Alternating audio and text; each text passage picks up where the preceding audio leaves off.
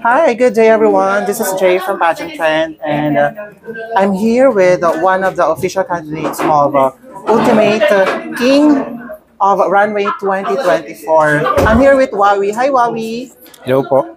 Ayan, sige, batiin mo muna ang ating subscribers, Wawi. Hello po sa mga subscribers natin dyan. Ayan. Wawi, kumusta ka? Okay lang po.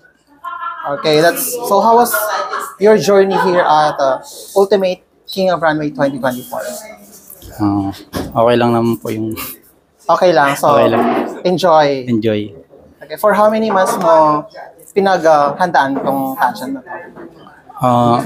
Kasi po isang linggo lang yung parang bigla lang akong hinatak dito kasi may nag-back out. Okay, so far nag-enjoy ka naman sa mga Opo, nag-enjoy naman po. And today is the big night. So how do you feel right now?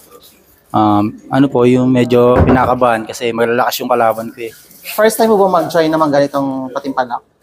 First time ko po yung sa ganitong runway.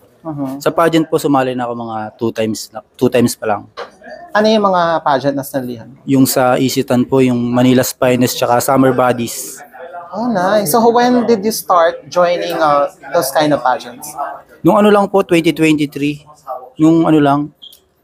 Nung Summer Bodies 2023 tsaka 2023 din yung Manila's Finest. Wow. Kumusta naman yung journey mo doon sa Manila's Finest Town? Okay naman po pero hindi ako nakakapasok kasi bago pa lang. So hindi mo pa... Nakakapasok ko po sa finals pero hindi ako nagkakaroon ng award.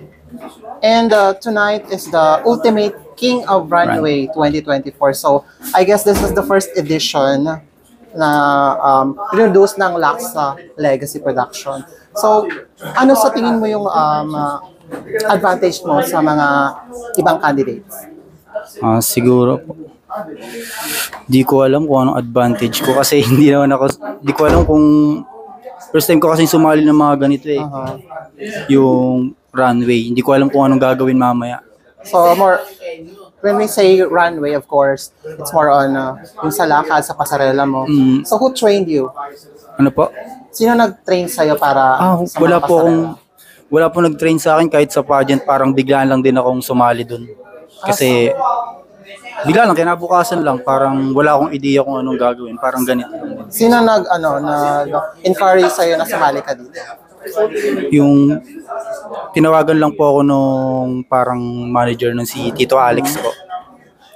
Ano yung nasa isipan mo nung tinawagan ka ng manager na Wawi, join ka dito sa Ultimate King of Runway 2024?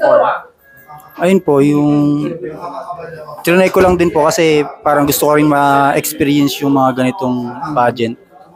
Gusto ko lang din po matry. Okay, sige. Ano na lang yung mga message mo sa mga gustong sumali sa King of Runway and as well as sa mga first-timer? Sana yun, galingan lang nila. Panoorin lang nila yung mga nauuna para manood sila sa YouTube para may ideya din sila kasi nung sumali ako, wala talaga akong kaalam-alam Parang naglalakad lang ako saan. Manood muna sila bago sila sumali. Alright. Thank you so much, Wawi, and best of Thank you luck po. later.